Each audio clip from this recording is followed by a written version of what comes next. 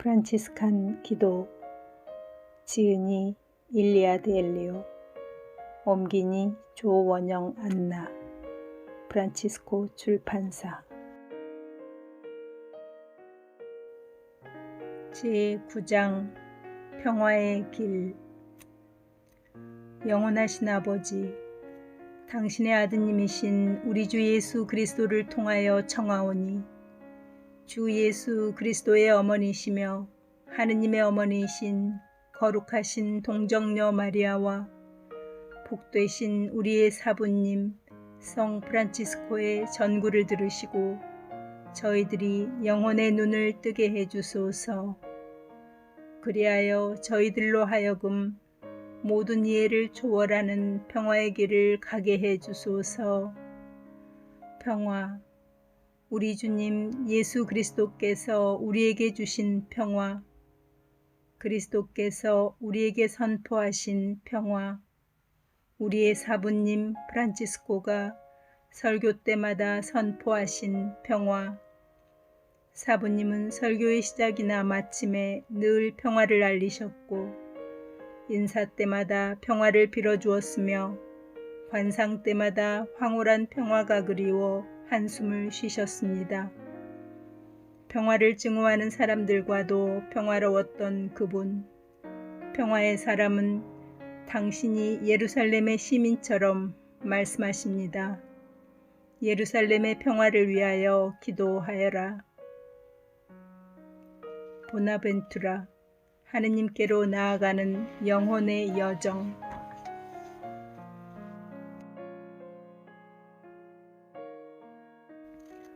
우리는 지금 의심할 여지 없이 전쟁과 폭력의 시대에 살고 있습니다.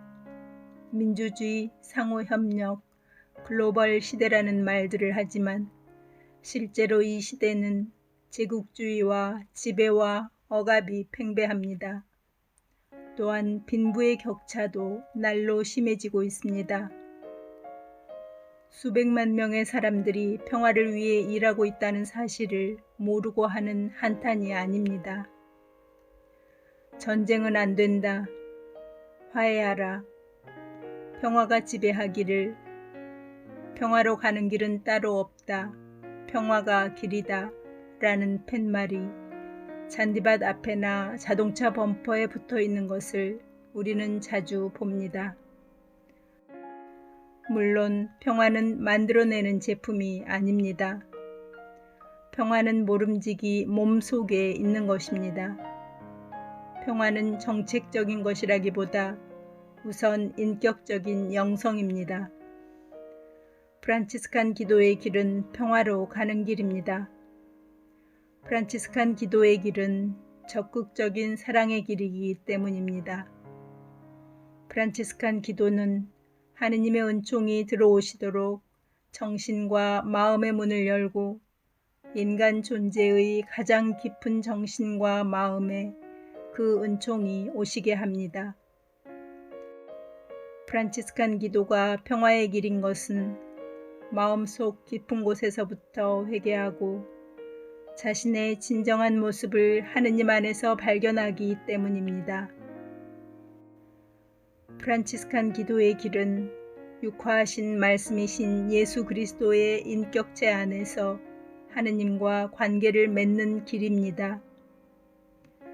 그리스도는 우리에게 하느님을 계시하실 뿐 아니라 그리스도 안에서 인간 최대의 가능성들이 하느님의 충만하심과 결합됩니다. 왜냐하면 그분은 신성과 인성의 결합체이기 때문입니다. 아시시 프란치스코는 십자가의 그리스도에게서 평화의 하느님을 만났습니다. 그는 십자가에서 하느님 연민의 사랑을 보았습니다. 평화는 사랑의 결정체입니다. 하느님은 삼위이시며 삼위 안에서 사랑을 주고받고 공유하시기 때문에 하느님은 참 평화이십니다. 그러므로 주고받고 공유하는 사랑은 사랑의 공동체를 요구합니다. 사랑은 깊은 관계성을 요구합니다. 하느님이 평화이신 것은 사랑을 교류하시기 때문입니다. 우리는 평화를 무슨 상품처럼 획득할 수 있는 것으로 혹은 추상적이거나 어떤 부속물로 잘못 이해하는 수가 흔히 있습니다. 그러나 평화는 하느님처럼 관계성으로 이루어지는 것이며 공동체 없이 존재하지 않습니다. 하느님이 계신 곳에 사랑이 있고 사랑이 있는 곳에 평화가 있습니다. 평화를 만드는 사람은 예수 그리스도께서 우리에게 주신 평화의 선물을 받은 사람입니다. 즉 그리스도 안에서 하느님의 사랑을 십자가의 그리스도가 상처를 받으심으로 해서 우리에게 내려주신 사랑의 선물을 받은 사람입니다. 그리스도 안에서 우리에게 주신 하느님의 사랑과 평화의 선물은 주님이 당신의 고통을 통하여 은혜로이 주신 것입니다. 이 선물을 받기 위해서 우리는 그리스도와 함께 인간의 고통 속으로 내려가 우리가 받은 상처들을 수용하고 우리가 남에게 끼친 상처들을 인정해야 합니다. 보나벤투라에 의하면 평화를 가져오는 사랑은 받은 상처를 용서하고 마지막에는 자신을 내어주는 이타적인 사랑이 되어야 한다고 합니다. 이러한 사랑의 정신 안에서 사는 사람은 하느님의 모습으로 사는 사람이며 하느님의 모습으로 사는 사람은 평화의 모습으로 사는 사람입니다.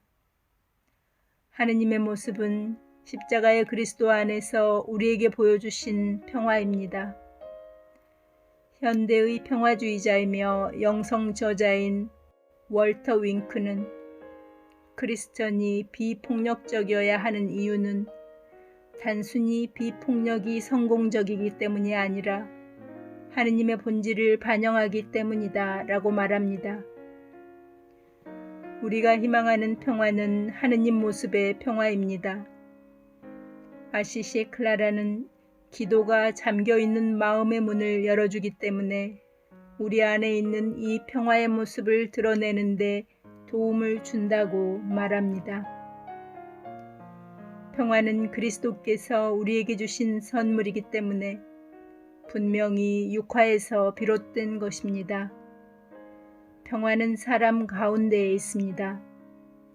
아시시 프란치스코는 인간에 대해서 깊은 통찰력을 지니고 있어서 폭력도 평화도 인간에게서 나온다고 보았습니다.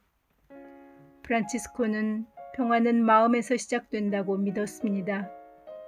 네가 입으로 평화를 알릴 때 너의 마음에 더 큰 평화가 있는가를 확인하여 보라. 모든 사람들이 너의 평화와 온화함으로 평화와 친절에 이끌리도록 하라. 하지만 그는 인간의 마음에 의지가 있어서 선택의 자유가 있기 때문에 폭력도 인간의 마음에서 시작된다는 것을 알았습니다. 프란치스코가 자기 안의 폭력과 마주친 것은 나 환자를 만날 때였습니다. 그는 그가 피하던 나 환자들에 대한 두려움을 극복하기 위해서는 먼저 자기 자신을 극복해야 한다는 것을 깨달았습니다. 자신 안에 있는 두려움이 그에게 그 사실을 깨닫게 해주었을 것입니다.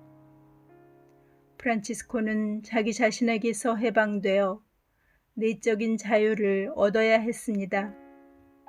그러니까 평화는 소유를 포기하는 데서 얻는 것이 아닙니다.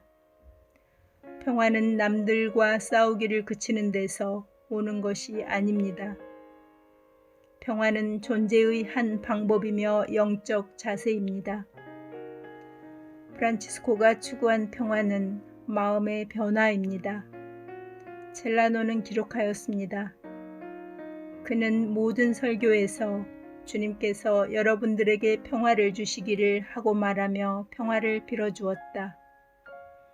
구원과 평화를 증오하던 많은 사람들이 주님의 도우심과 프란치스코의 모범으로 평화를 맞으러 왔다. 프란치스코에게 평화는 갈등이 없거나 고요한 질서 같은 것이 아니었습니다.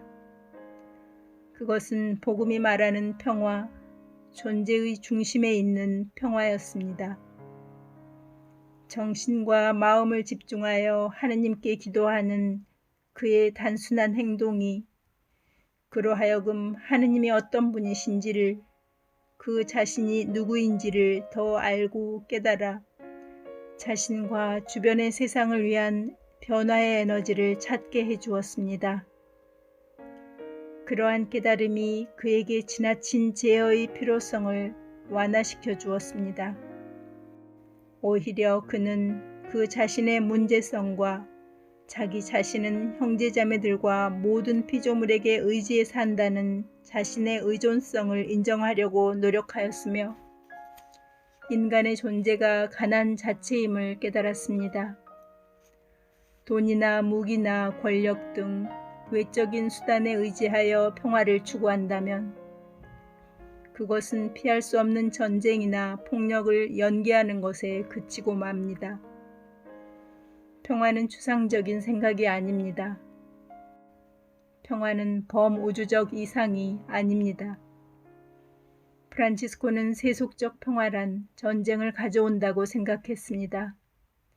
세속적 평화는 거짓 평화입니다. 거짓 평화 속에서 사람들은 큰 죄 중에 있으면서도 그들의 죄에 대하여 마음이 불편하지 않고 억압하고 지배하는 사회 구조 속에서도 죄를 알아채지 못합니다. 세계 평화를 위하여 먼저 우리 안에 평화가 있어야 합니다. 세계 평화라는 개념은 각자가 내적인 평화를 위하여 노력하지 않는다면 추상적일 뿐입니다. 이 말은 우리 안에 계신 하느님의 성령이 우리를 변화시켜 주시도록 우리 자신을 열어놓아야 한다는 뜻입니다. 프란치스코는 하느님에 대한 사랑이 커지면 커질수록 평화의 사람이 되었고 아시시와 이웃 마을 간의 전쟁 때처럼 결과적으로 참 평화를 가져오지 못하는 해결책들에 대해서는 더욱 민감하고 비판적이 되었습니다. 그는 기도에서 강물처럼 평화가 흘러나오는 것을 보았습니다. 평화는 사람의 마음속으로 흘러드는 성령의 은총입니다. 프란치스코에게 평화의 사명은 반항이나 시위에 있는 것이 아니었습니다. 그는 평화와 회개를 선포하기 위하여 형제들을 파견하였습니다. 나의 형제들이여, 2명씩 세상 도처에 가서 사람들에게 평화를 선포하고 죄를 없애기 위하여 회개를 선포하십시오. 우리는 누구나 폭력적일 수 있기 때문에 계속적으로 회개가 필요합니다. 프란치스코는 예수 그리스도의 모범을 따라 가난 생활, 회개 생활, 보속의 생활을 하여 자신 안의 폭력성을 극복하고 인간을 사랑하는 사람이 될 수 있었습니다. 하느님에 대한 그의 갈망은 끊임없는 기도의 영에 의하여 커갔으며 성령의 힘으로 자신을 사로잡고 있는 것들, 하느님을 사랑하는 길을 방해하는 것들로부터 해방되었습니다. 기도란 집에서 멀리 떨어진 사막 한가운데서 혼자 남겨져 있는 가난한 자의 간절한 부르짖음이며 하느님이 절실히 필요한 자의 외침입니다. 프란치스코는 분노, 상처, 질투, 물질적인 소유 등 다른 것들에 사로잡혀 있는 마음에는 절대로 성령의 사랑이 뿌리내릴 수 없다는 것을 깨달았습니다. 오직 하느님께로 향한 마음만이 사랑의 성령을 자유롭게 맞아들일 수 있으며 성령이 거하실 자리를 자기 안에 마련할 수 있습니다. 우리 안에 거하시는 성령이 십자가의 연인을 바라봄으로써 그리스도와의 우정이 시작됩니다. 바라봄은 그 우정의 기초입니다. 참 우정이란 삶의 기쁨과 슬픔을 함께 공유하는 것입니다. 그러므로 그리스도의 친구가 된다는 것은 그리스도를 사랑하는 길을 가는 데서 만나는 쓰고 단 모든 것을 함께 나누는 것입니다. 회개와 보속은 내적인 폭력 구조를 극복하는 데 필요합니다. 인간의 마음이 폭력에서 비폭력으로, 내면의 싸움에서 내면의 평화로 옮겨져야만 그리스도의 친구가 될 수 있습니다. 회개하여 그리스도의 친구가 되면 그리스도의 영을 환영하게 됩니다. 비폭력은 마음의 무장을 해제시켜주는 하느님의 성령입니다. 우리가 우리 마음 안의 무기를 버려야 세계의 무장을 해제하기 위한 하느님의 도구가 될 수 있습니다. 기도는 평화의 길이며 사랑의 길입니다. 여기서 사랑이란 좋은 감정 같은 그런 사랑이 아니라 연민의 사랑을 말하며 남을 위하여 손을 내밀고 그와 함께 공감하며 보답을 바라지 않고 자신을 내어놓는 사랑입니다. 우리는 기도 속에서 평화인 예수님을 만나며 예수님에게서 평화의 길을 배웁니다. 이 시대의 유명한 평화주의자인 데니얼 베리거는 이렇게 썼습니다. 평화를 이루는 영혼은 자신의 생명을 내어주려는 의지를 갖고 있습니다. 보나벤투라도 십자가의 그리스도를 뜨겁게 사랑하는 길 외에 다른 평화의 길은 없다고 하였습니다. 하느님과의 일치는 사랑의 일치이며 사랑으로 일치해야 십자가의 사랑을 소망하며 불붙을 수 있습니다. 사람은 이러한 사랑의 일치에서만 그리스도의 모범을 따라 남을 위하여 고통을 받고 남을 위하여 죽을 수 있습니다. 우리를 연민의 사랑으로 이끄는 기도는 인간의 본질로 내려가 십자가의 그리스도의 거울 속에서 그 깊이를 찾습니다. 클라라의 복음적 기도의 모형은 평화로 가는 길을 닫고 길을 포장해 준 셈입니다. 왜냐하면 우리의 소명은 그리스도의 거울 속에서 우리의 모습을 발견하고 우리의 얼굴을, 즉 우리 정체의 진실을 찾는 것이기 때문입니다. 십자가의 그리스도를 바라봄은 인간의 참 모습을 보려는 것입니다. 가난은 우리를 자유롭게 해방시켜 줍니다.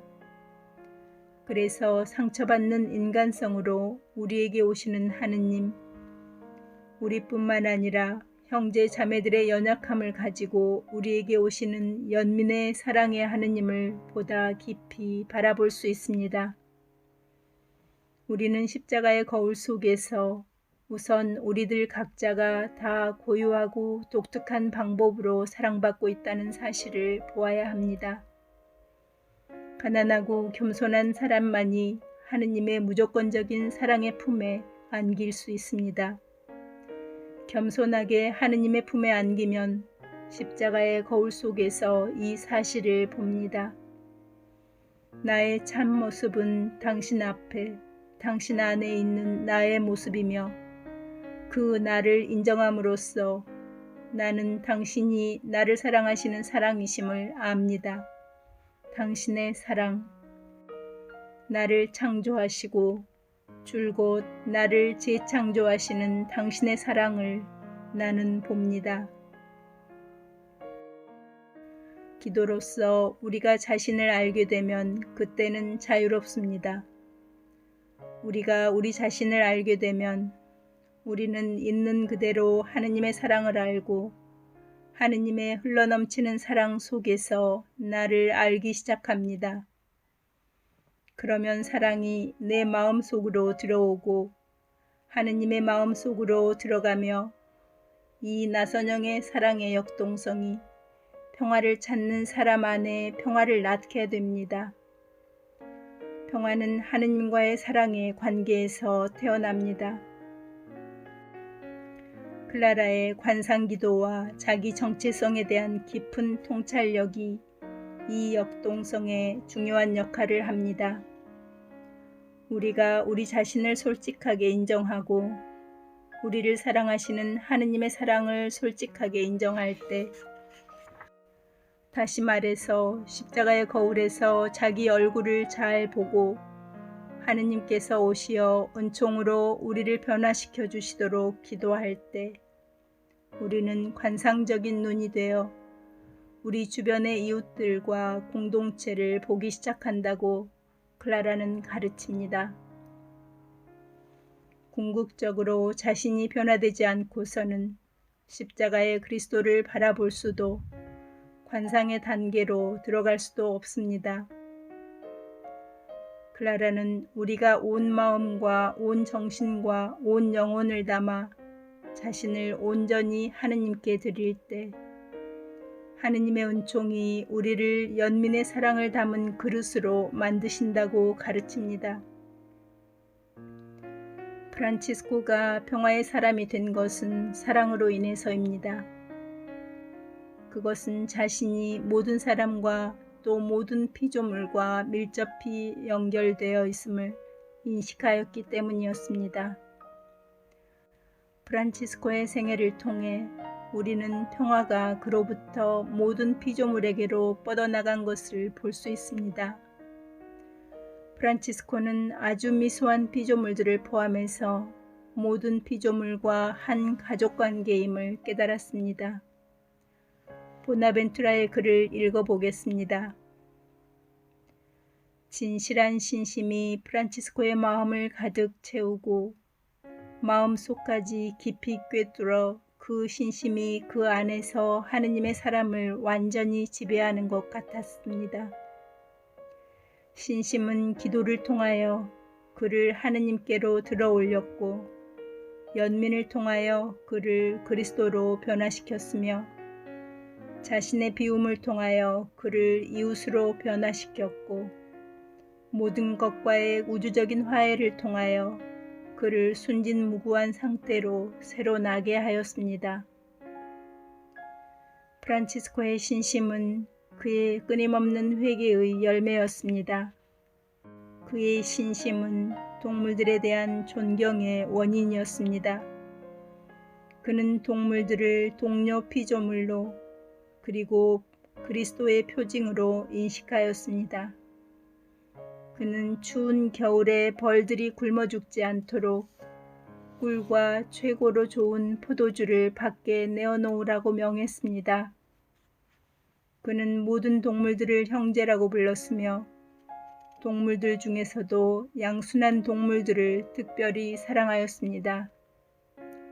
존중의 사상이라 함은 프란치스코가 모든 피조물들, 자연의 요소, 불까지도 존경하는 행동을 가리킵니다. 모든 피조물에 대한 그의 독특한 영성적 경의와 존경심을 표현하기 위하여 그는 기사도를 발휘하였습니다. 그는 벌레들에게까지도 따뜻한 애정을 가졌습니다. 그것은 그가 나는 벌레이며 사람이 아닙니다 라는 구세주의 성경 구절을 읽었기 때문이었습니다. 그래서 그는 길 한복판에서 벌레를 보면 지나가는 사람들의 발에 밟혀 죽을까봐 벌레를 집어서 안전한 장소에 옮겨 놓았습니다. 그는 꽃들이 많이 피어 있는 곳을 보면 마치 꽃들이 알아듣기나 하는 것처럼 꽃들에게 설교하고 꽃들에게 주님을 찬미하도록 초대하였습니다. 프란치스코의 삶은 창세기 1장 28절에 다스려라 하는 하느님의 명령에 새로운 의미를 부여합니다. 그는 자신을 존재의 위계에서 최정상으로 보지 않았습니다. 그는 사람이 아닌 다른 피조물보다 자신이 더 위에 있다고 생각하지 않았습니다. 오히려 프란치스코는 자신이 피조물의 일부라고 생각하였습니다. 그의 영성은 위계적인 오름의 영성을 뒤집어 인간과 모든 피조물들이 하나가 되어 내려가는 내려감의 영성을 내놓았습니다. 다시 말하면 피조물을 이용하여 초월적인 방법으로 하느님께로 올라가는 것이 아니라 모든 피조물 안에서 하느님을 발견하고 그들을 형제 자매로 보았습니다.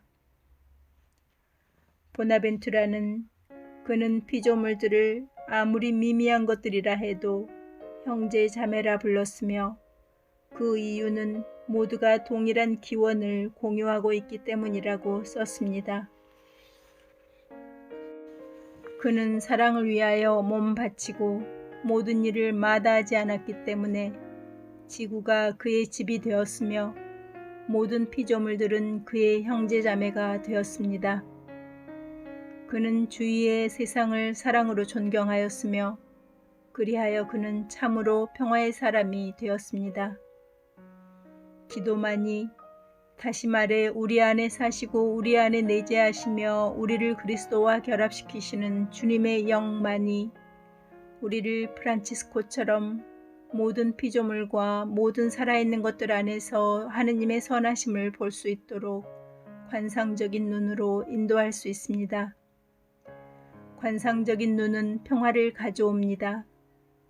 관상적인 눈은 내가 내 안에 있고 내가 내 안에 있음은 우리의 생명이 동일한 기원을 갖고 있기 때문이며 그 기원은 사랑이 흘러넘치는 하느님이시라는 것을 보기 때문입니다. 하느님이 내 생명의 원천도 되고 내 생명의 원천도 된다면 내 생명의 충만은 너와 이 세상 모든 것 안에서 드러납니다. 하느님의 충만은 인간과 모든 피조물 안에서 표현되기 때문입니다. 관상적인 사람은 우리들의 존재가 따로 떨어져 있는 조각이 아니라 모두가 하나인 존재로 세상을 봅니다. 그러므로 관상의 눈으로는 모든 사람을 하나의 품에 끌어안습니다. 관상적인 눈은 당신은 당신인 것이 좋습니다. 당신은 하느님의 성사이니까요 하고 봅니다. 그러므로 관상적인 눈은 모든 존재가 하느님의 선하심을 표현한다는 진리로 우리를 인도합니다.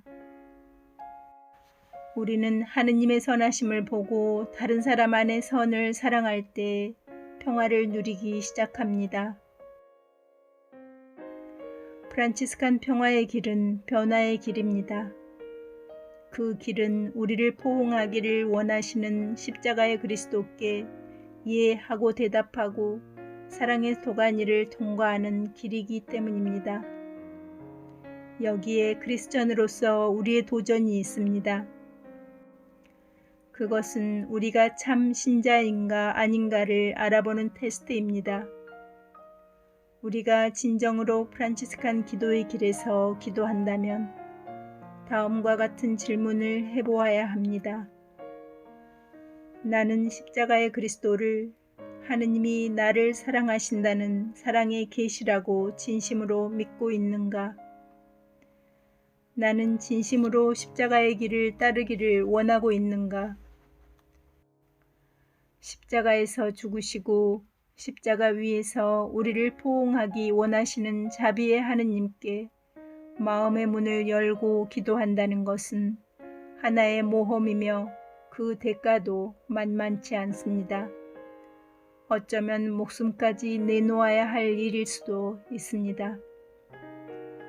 프란치스칸 기도의 길은 천상의 다른 세계를 찾는 플라톤적인 길이 아닙니다. 추하고 고통스러운 육신 세계를 떠나서 축복으로 가득 찬 영적 일치의 세계를 추구하는 길이 아닙니다. 오히려 그 반대입니다. 프란치스칸 기도는 상처와 나병과 폭력과 남용으로 출렁이는 인간의 심연 속으로 자신을 투신하는 것입니다.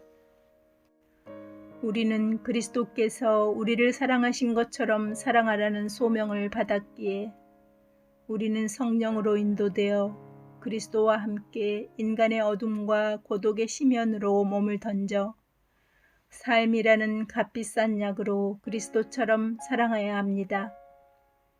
밀알 하나가 땅에 떨어져 죽지 않으면 한 알 그대로 남고 죽으면 많은 열매를 맺는다 라고 예수께서 말씀하셨습니다. 프란치스코는 평화란 용서하는 것, 병약함과 환난을 견디는 것, 하느님 사랑을 위하여 올바른 정신으로 고통을 감내하는 것임을 깨달았습니다. 프란치스코는 평화에 관해 권고해서 참 평화는 이 세상에서 어떠한 고통을 받더라도 우리 주 예수 그리스도의 사랑을 위하여 몸과 마음의 평화를 잃지 않아야 합니다. 라고 말합니다. 그는 참 평화란 평화를 위해서 고통을 받고 고통 속에서도 평화를 잃지 않고 견디어야 한다는 것을 예리하게 깨달았습니다. 나의 주님, 당신은 찬미 받으소서.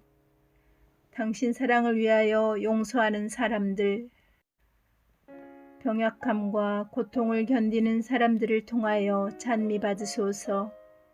평화 중에 참는 자들은 복되오리니 그들은 지극히 높으신 당신께서 면류관을 씌워주실 것이기 때문입니다. 보나벤투라는 평화의 사람인 프란치스코와 제2의 그리스도인 프란치스코 사이에 선을 하나 나란히 그었습니다. 그리스도와 하나가 된 사람만이 그리스도를 입고 그리스도가 그 사람 안에 사는 사람만이 평화의 사람이 될 수 있습니다. 왜냐하면 그리스도와 하나가 된 사람만이 평화를 위하여 그리스도처럼 고통을 받고 죽을 마음이 있기 때문입니다. 프란치스코는 그리스도의 상처를 받았습니다. 그가 다른 사람들을 사랑하는 그 연민의 정도는 그들을 위하여 자신을 완전히 사랑으로 내어주는 정도의 깊이였기에 그는 평화의 사람이 되었습니다. 죽음은 우리에게 매력이 없습니다. 우리의 문화는 늘 죽음을 외면합니다. 그러나 죽음은 생명의 길이기에 크리스천 평화의 길에 죽음은 꼭 필요합니다. 죽음은 생명을 낳습니다. 이것이 그리스도 메시지의 핵심입니다.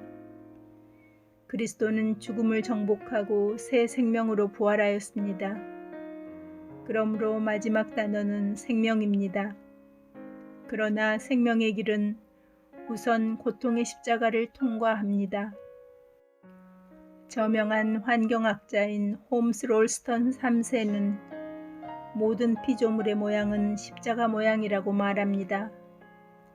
이 총체적 진화의 길은 옛 생명을 없이함으로써 새 생명이 나오는 하나의 부름입니다. 생명은 산고 한가운데서 하나의 축복받는 비극 속에서 폭풍이 몰아치는 그 속에서 은총으로 살아남는 곳에 있습니다.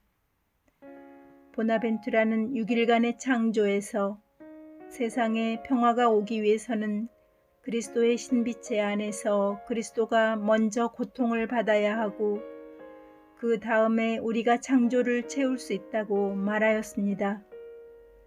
프란치스코는 십자가의 그리스도와 일치하였기 때문에 그리스도는 프란치스코의 몸 안에서 고통을 받으시고 프란치스코는 평화에 도달하였고 연민의 사랑의 정신으로 그리스도와의 일치를 나타냈던 것입니다.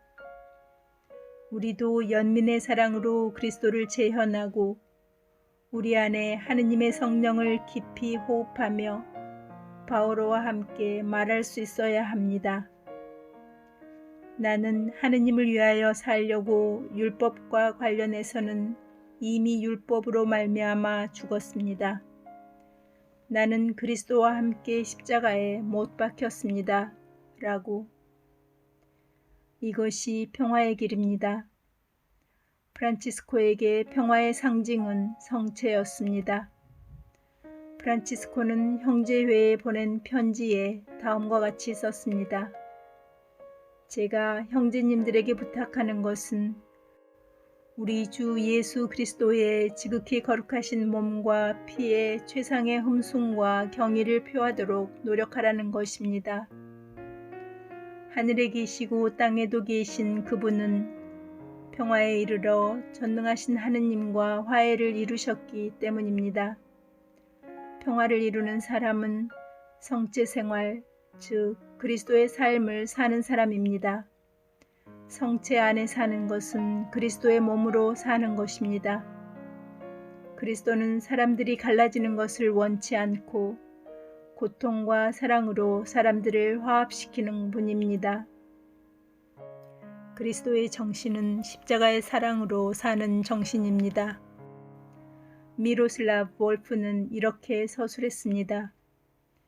그리스도의 몸의 생명은 서로 다른 개체들이 복잡하게 연관되어 상호작용하는 데에 있으므로 십자가의 그리스도를 따르는 것은 모두가 하나의 보편성애로 통합되는 것이 아니고 개체들이 살아있는 공동체를 이루는 것입니다.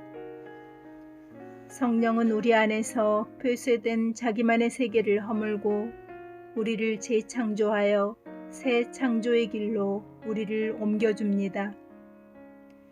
볼프는 가톨릭 신자는 다른 사람들에 의하여 풍부하게 되는 사람들입니다. 라고 쓰고 있습니다. 성령은 잠겨있는 마음의 문을 열어주며 이렇게 말합니다. 너는 너 혼자가 아니다. 다른 사람들도 너에게 속해 있다.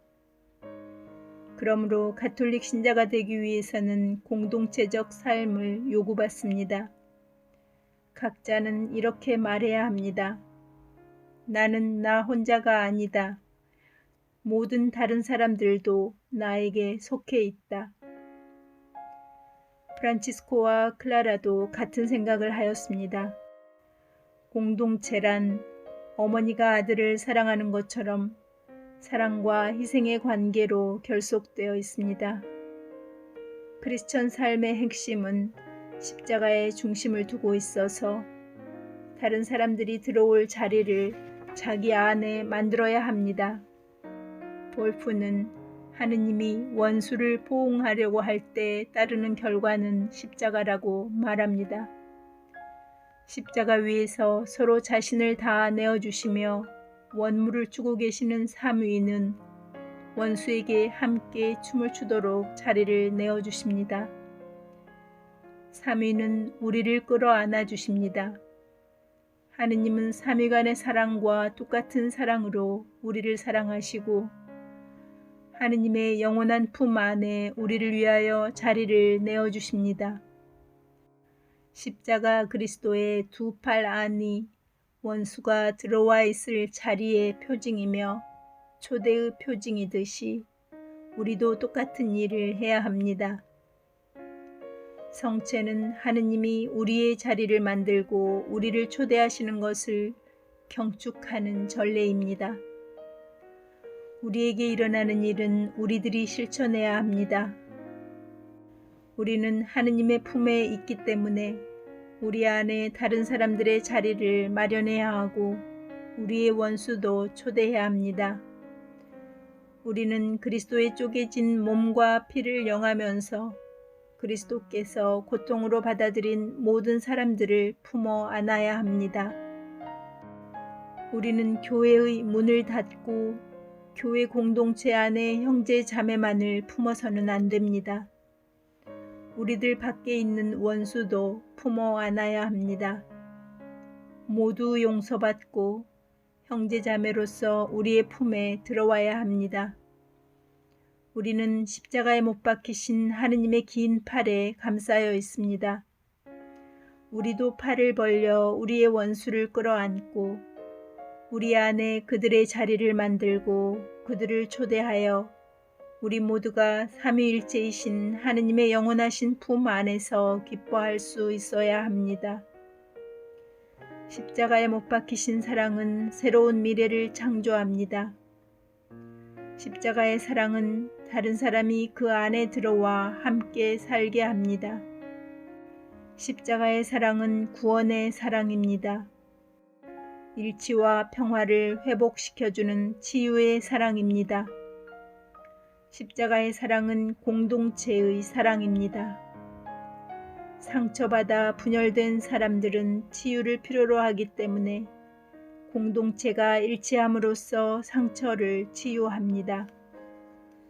십자가의 사랑의 정신으로 그리스도를 나옴은 새로운 미래의 삶을 창조하며 그 미래는 상처와 분열과 미움과 적의를 치료하고 평화를 가져옵니다.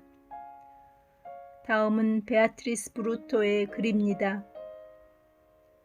우리가 일치와 평화의 미래를 소망한다면 우리는 분열된 관계를 화해시키는 구원의 길에 나서야 합니다.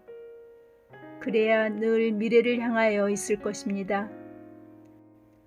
우리가 일치와 평화의 미래를 소망한다면 우리는 분열을 화합으로 만드는 구원의 길에 참여해야 합니다. 십자가의 그리스도는 평화의 길입니다. 첼라노에게 프란치스코의 일생은 성체의 삶이었습니다. 그의 몸은 용서와 화해, 일치와 평화의 정신으로 다른 사람을 위하여 봉헌된 그리스도의 몸이 되었습니다. 상처받은 프란치스코의 몸과 상처받은 그리스도의 몸 사이에서 첼라노가 가리키는 것은 그저 깊은 신심만이 아닙니다. 첼라노는 상처받은 몸만이 평화를 가져오고 화해로서 치유를 가져올 수 있다는 것입니다. 프란치스코도 이렇게 썼습니다. 그리스도를 따르는 것은 착한 목자를 따라가는 것입니다. 착한 목자는 그의 양들을 위하여 생명을 내놓으셨습니다. 프란치스코는 우리가 영원한 생명을 받으려면 죽기까지 그리스도의 발자취를 따르고 사랑해야 한다고 믿었습니다. 그러나 여자든 남자든 자신이 사랑받고 있다는 것을 믿을 때만이 십자가의 사랑의 정신으로 살 수 있습니다. 머튼의 글을 봅시다. 크리스천 사랑의 뿌리는 사랑하고자 하는 의지가 아니라 사랑받고 있다는 믿음입니다. 십자가의 그리스도의 정신으로 사는 것은 하느님을 신뢰하며 나는 너를 사랑한다, 나는 너와 함께 있다 라고 말씀하시는 하느님의 성실하심을 믿는 마음으로 사는 것입니다. 하느님의 성실하신 사랑이 우리로 하여금 그리스도를 낳게 하는 힘입니다. 그 사랑이 우리로 하여금 원수를 만나고 우리를 미워하는 사람들을 만나게 합니다. 왜냐하면 하느님의 사랑은 우리를 자유롭게 해주어 상처받은 몸과 영혼들의 거울에서 하느님의 선하심을 보게 하기 때문입니다. 그렇지 않으면 프란치스코가 처음에 나 환자를 거부하였던 것처럼 거부했을 사람들을 말입니다. 우리는 오늘날 온 세상에 활개치는 폭력과 증오와 분노와 인간 생명의 상해, 대지에 가하는 남용을 모두 잘 알고 있습니다. 그러나 우리는 크리스천으로서 모든 형태의 폭력은 그리스도의 몸에 상처를 가하는 것이며 그리스도를 십자가에 또 못 박는 일이라는 것을 알고 있습니다. 토마스 머튼은 관상의 새로운 씨앗에 이렇게 쓰고 있습니다. 인간의 탐욕과 욕정이 온 지구상에 끊임없이 분열을 낳고 있습니다.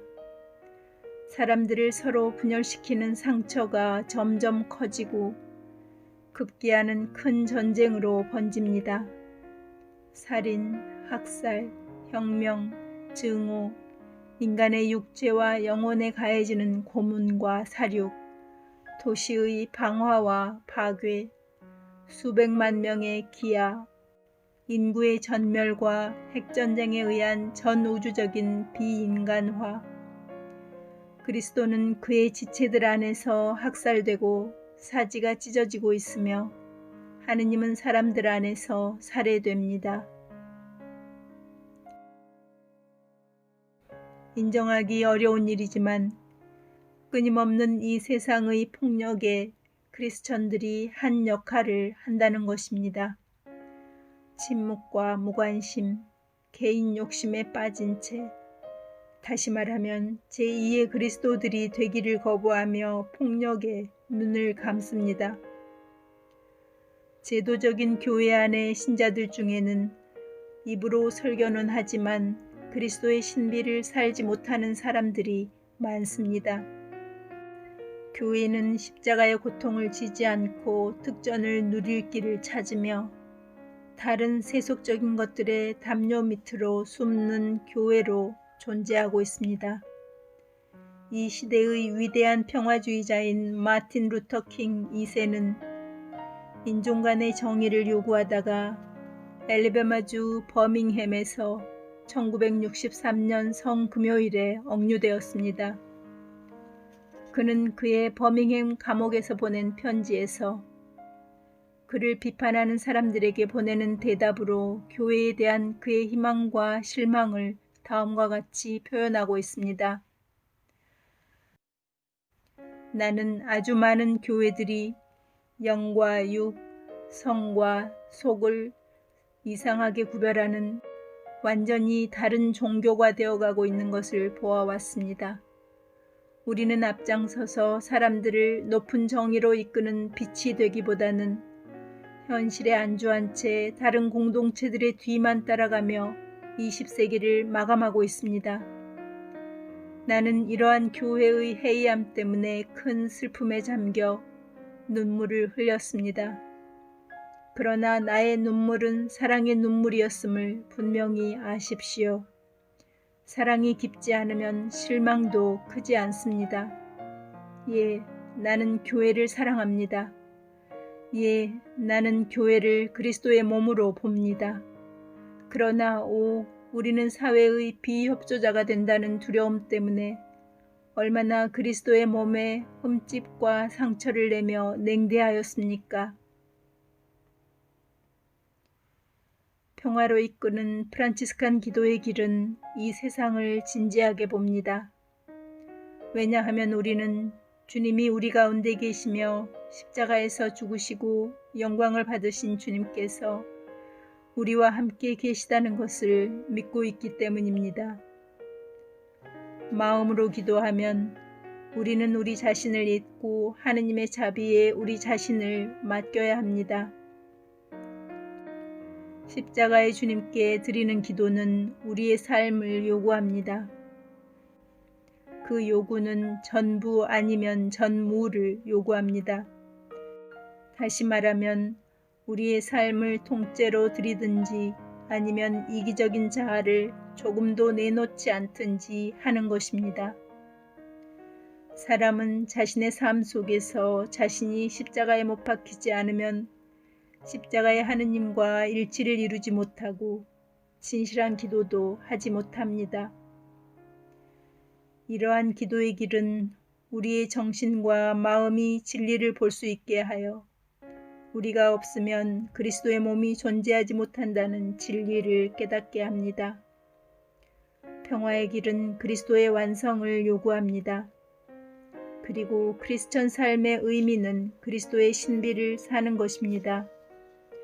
제2의 그리스도가 되는 것은 한 사람의 유대인이 되는 것이 아니라 참 자신이 되는 것, 우리 정체성의 진실에 도달하는 것, 그리고 이 참 자기 인식에서 사랑하는 자유를 얻는 것입니다.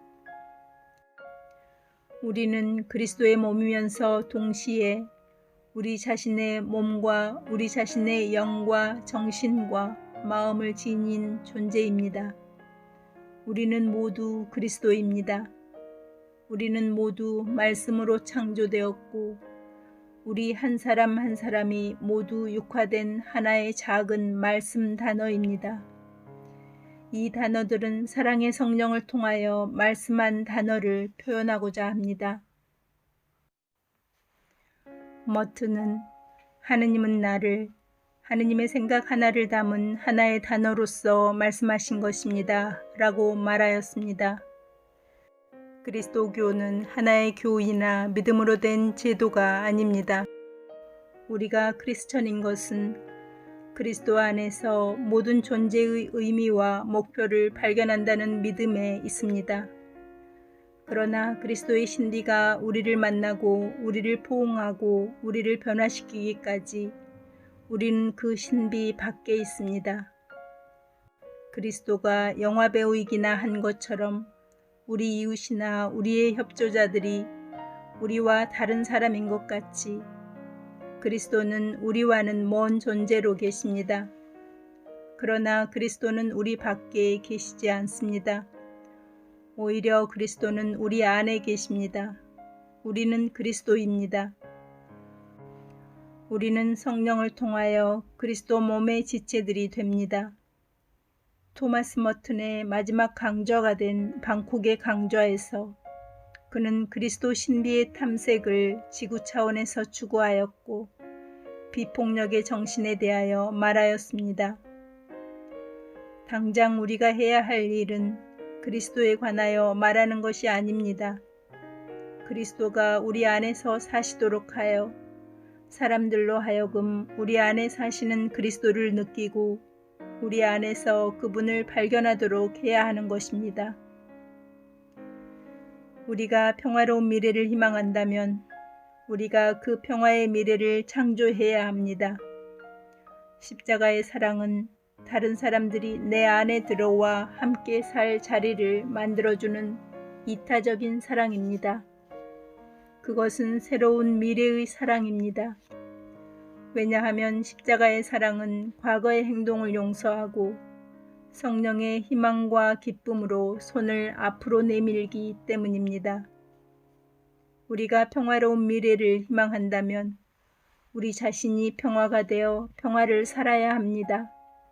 십자가에 못 박히신 그리스도는 평화의 길입니다. 이 평화의 길을 가는 방법이 프란치스칸 기도의 길이며 십자가의 거울 속에서 하느님의 사랑을 보는 것을 출발점으로 하여 실제로 삶 속에서 십자가의 사랑을 사는 것입니다. 이 길은 새 창조만이 아니라 새 미래를 약속합니다. 이 길은 새 희망, 새 출생, 새 생명의 길이며 인류를 위해서뿐 아니라 지구와 우주의 모든 은하계들을 위한 길입니다. 평화는 하느님 안에 뿌리가 있기 때문입니다. 아시시의 프란치스코는 그리스도 안에서 새 피조물이 되었고 그를 둘러싼 세상은 더욱더 그리스도의 세계가 되었습니다. 그는 평화를 만드는 사람이 되어 모범을 보이고 행동으로서 평화를 선포하며 갈등 속에 있는 사람들에게 평화를 전달하였습니다. 그는 길에서 만나는 사람들에게 주님께서 평화를 주시기를 하고 인사하였습니다. 아시시의 클라라에게 프란치스코는 그리스도의 모범과 거울이었습니다. 클라라는 생활 속에서 그리스도의 몸에 적극적인 지체가 되어 평화와 구원의 메시지를 전하라고 하였습니다. 보나벤투라는 평화를 추구하였으며 십자가의 그리스도의 불타는 사랑 안에서 평화를 찾았습니다. 그는 그리스도의 길은 오직 가난하고 겸손한 사람만이 갈 수 있는 길이라고 말하였습니다. 평화의 길은 황홀한 사랑의 길이며 십자가의 그리스도와 함께 죽는 죽음을 두려워하지 않으며 은총의 힘으로써 새 생명으로 부활할 것을 믿는 희망의 길입니다. 보나벤투라는 평화의 추구를 위해서 다음과 같은 말로 결론을 내렸습니다. 이런 죽음을 사랑하는 사람은 하느님을 볼 수 있으니 나를 보고 나서 사는 사람이 없다는 말씀이 참이기 때문입니다. 그러므로 죽읍시다. 죽어서 어둠으로 들어갑시다. 온갖 근심 걱정과 상상들을 침묵으로 덮읍시다. 십자가의 그리스도와 함께 세상을 지나서 아버지께로 갑시다. 아버지께서 우리에게 나타나시면 빌립보와 함께 우리는 말할 수 있을 것입니다. 우리에게 이것으로 충분합니다. 바오로와 함께 들읍시다. 너에게는 나의 은총이면 충분하다. 다윗과 함께 기뻐합시다. 제 몸과 제 마음이 쓰러질지라도 제 마음의 반석, 제 몫은 영원히 하느님이십니다. 우리가 평화를 바란다면 사랑을 소망해야 합니다. 하느님의 사랑, 하느님 중심의 사랑을 소망해야 합니다. 프란치스칸 기도의 길은 회개의 길이요, 마음을 무장해제하는 길입니다. 그 길에서 세상의 무장해제를 위한 도구가 될 사랑을 얻을 수 있습니다. 이 길은 인간의 상처와 피조물의 상처를 진정으로 싸매주는 길입니다. 하느님은 바로 인간의 연약함 속에 계시며 겸손하신 사랑으로 계십니다. 이 길이 결국에 형제자매들이여 우리는 하나입니다 라고 선포하는 길이 됩니다. 이 길에서 우리는 하느님의 선하심을 볼 수 있습니다. 이 길에서 우리는 하느님께서 반짝이며 빛나는 그물에 모든 인간과 모든 피조물을 담고 계신 것을 봅니다. 그러나 우리가 잘 본다면 우리가 도달하지 못하고 있는 상황도 봅니다. 우리는 분열되어 있고 흩어져 있으며 지배적이고 억압적입니다. 우리는 십자가의 그리스도의 정열적인 사랑으로 이 길을 뚫고 나아가야 합니다. 우리가 그리스도의 신비를 향하여 아래로 내려가면 우리는 초월적인 사랑의 높이로 올라갑니다. 자기중심적이 아닌 이타적인 사랑으로 올라갑니다. 우리는 이 파괴된 세상에서 용서와 화해를 위하시는 성체의 품으로 불리었습니다. 이것이 평화로 가는 기도의 길입니다. 이것이 프란치스칸 복음의 길입니다. 이것이 크리스천 삶의 길입니다. 우리가 평화를 희망한다면 우리의 몫은 실천입니다. 묵상. 시간을 내어 생활 속에서 평화를 묵상해 보십시오. 평화가 여러분 생활의 중심에 있는지, 무엇이 당신의 평화를 방해하는지 생각해 보십시오. 크리스천 평화의 소명을 묵상해 보고 마음의 평화와 세계 평화 사이의 연관성을 보아야 합니다. 다음 보나벤투라의 말씀이 당신의 묵상을 도와줄 수 있기를 바랍니다. 사랑이 없으면 평화는 불가능합니다.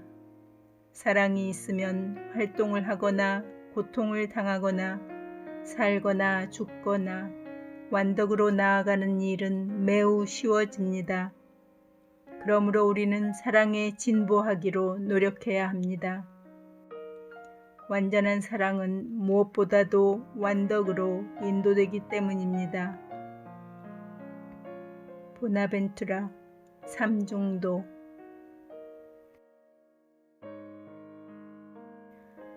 사랑과 평화의 관계를 묵상하며 다음의 문제를 잘 생각해 보십시오. 1. 프란치스코는 예수 그리스도의 십자가를 통하여 평화의 길을 걸었습니다.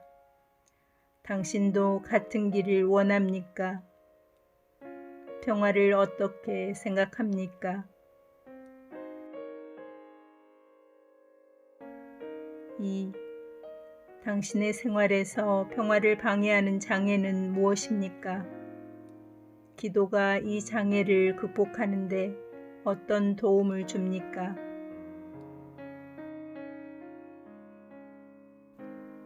3. 당신은 성체를 개인의 신심이라고 생각합니까? 혹은 공적인 증거라고 생각합니까? 당신이 성체의 사람이 되는데 기도는 어떤 도움을 줍니까?